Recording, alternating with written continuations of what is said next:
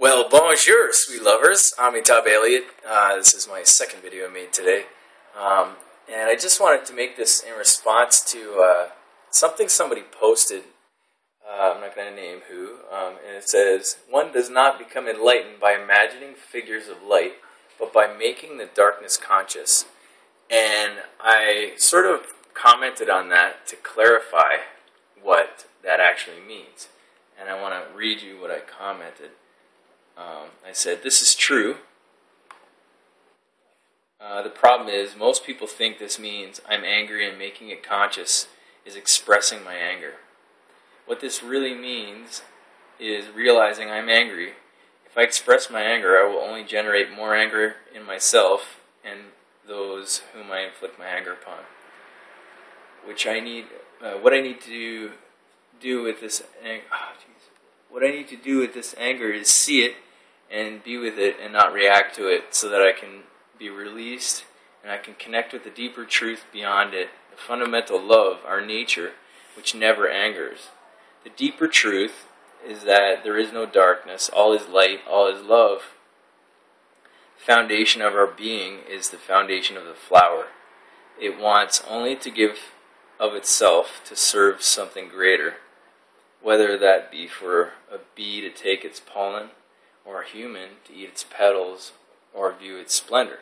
And this person wrote back and said, "You go insane and you die if you seek to suppress your anger and hatred. You must feed the monster inside of you until it gets bored of your diet and leaves you." And I said, "Seeing it and expressing it isn't suppression, it's wisdom. It will only be suppression if you believe the anger is yours, something you have to own. When we realize that the anger is really forgetting our nature and getting caught up in an illusory belief system about us and another, then we are freed to release this thought. Anger is not a feeling, it is a succession of thoughts. We have thoughts all the time. When we attach a meaning, an identity to thoughts, we suffer." So, I just wanted to kind of expand on that, because I see this all the time in the New Age. People that think, call themselves awake, and may have had some spiritual experiences, and then they gravitate towards these thoughts, these ideas, which are not awake thoughts at all. These thoughts like this are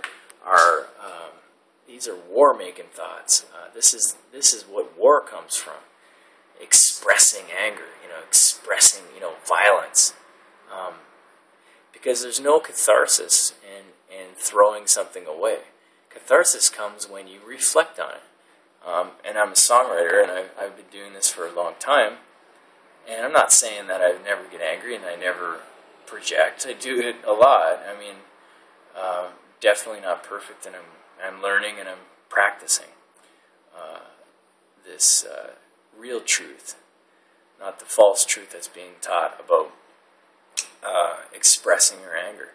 Because if you express it, what you've done is you've given it to somebody else, and while they don't have to take it on, it's in their consciousness, and everything that you listen to, everything that you read, everything that you hear, and everything that you view is in your consciousness forever. And while it's already in the collective conscious, most of us aren't that tuned in to be able to perceive that. But when it's given to you, when you give something to somebody else, you give them a thought, you give them your projection of anger, what's really happening is you're giving them a seed that their ego can now water and grow. So you don't want to give your anger to anybody else, no matter what they've done. It's better off to express, to try to have peace. That really upset my ego. Don't say it upset me. Say it upset my ego.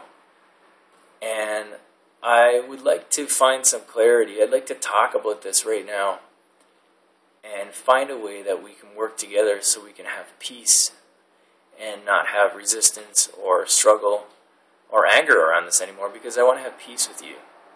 And so the better way to do it is first to go within yourself, because if you haven't taken the time to go within yourself, you're just going to keep projecting out this anger, whatever the reason is. It doesn't matter what the reason is. Nobody's done anything wrong. We just become indignant, and we feel like we're justified in this anger, and it's really just a mental position that we've created. We've bound a me up in a self up in these thoughts and this circumstance and what's actually happened. When it's already over, it's done, so there's really no point in putting any me back in. There's no more harm. It's somebody said some words. So to create more meaning and to further perpetuate the situation is just to keep being reborn into anger. And what we want to do is be free. We want to stop the cycle of rebirth, and this is part of it. If we keep rebirthing ourselves into anger, into our stories, and into our past, we're just creating hell on earth.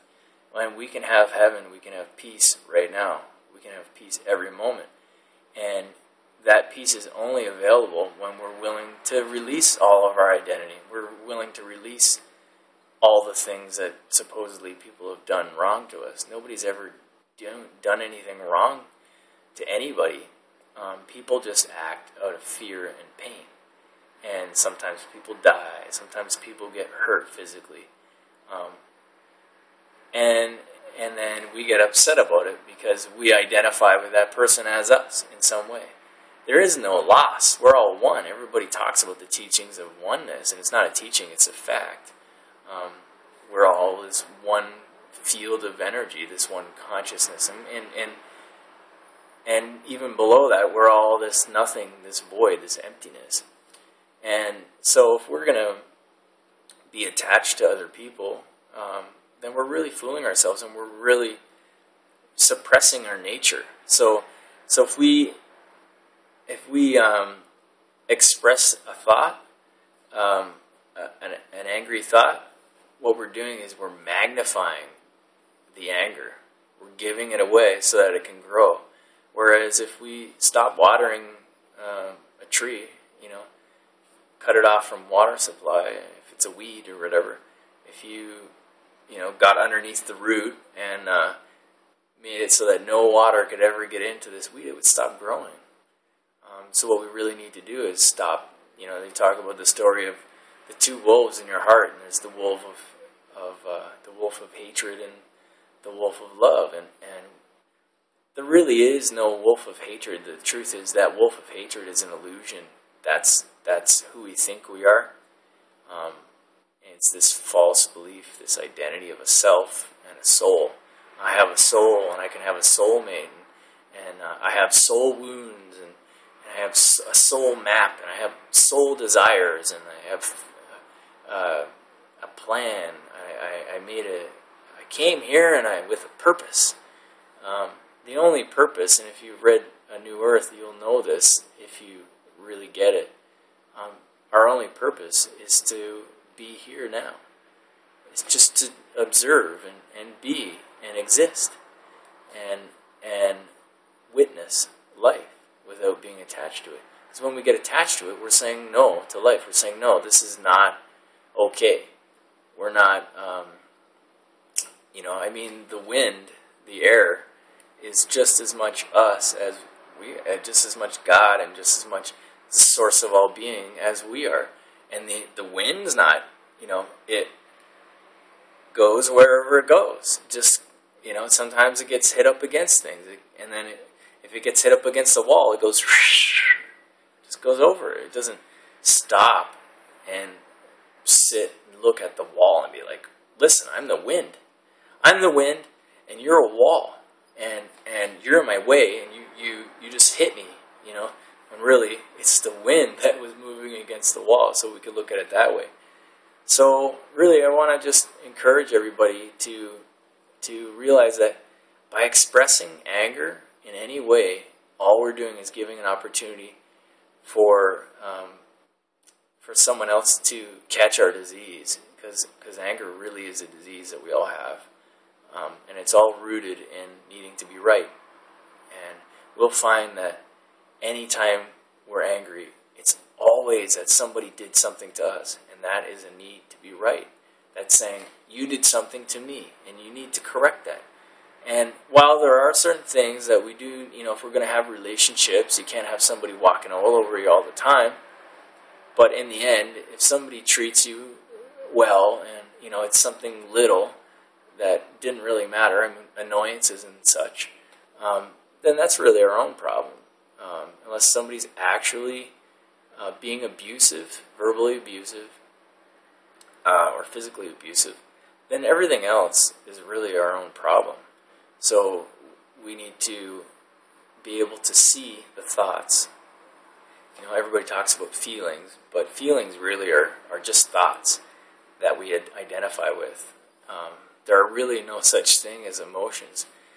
We are perceiving reality, and on the subconscious level, experiencing sensations, and then that's all there needs to be. But then when we resist the sensations, we crave for those sensations, or we resist them, we have aversion towards those sensations, then we're already divorced from unity. That's where duality comes into play, and we say there's this sensation, and now I'm going to create a thought about what it means, because it was stimulated by an outside force. It stimulated the sensation, so now I'm going to judge that sensation and hence that force, and then I'm going to create a me and separate myself from that force, and I'm going to say you're that, and I'm this, and I'm right, and you need to do something to fix what the error that you've made, and it's all based in being right. And the reparation, you need to give me reparations. You need to help me. I'm hurting. I'm angry.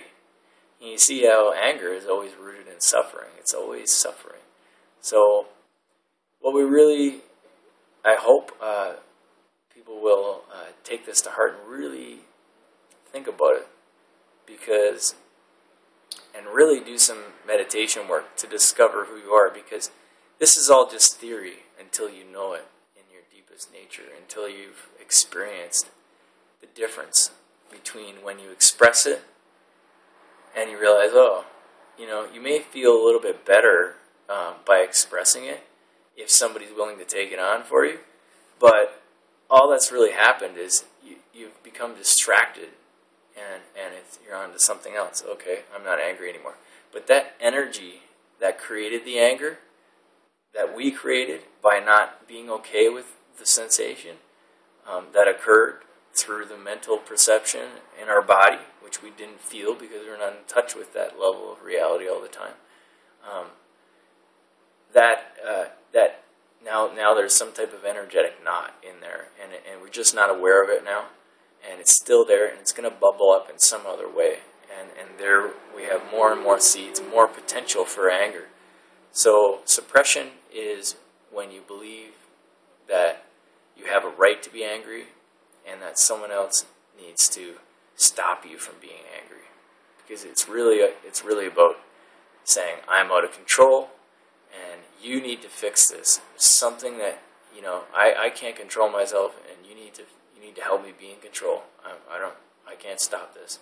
And then you just feed, and then you start giving them ideas and thoughts, and then they have their two wolves inside. They have their wolf of hatred and their wolf of love, and whatever you feed is what will grow. So feed your wolf of love and starve the wolf of hatred, and you'll be more free, and you'll be happier in the long term. In the short term, it might be hard to do because the ego really wants to be, it really wants to exist, really wants to have a separate me, and to be right, and all rightness is bound in self, in me, thinking I exist. You're God, you're spirit, you're the one. There is no other.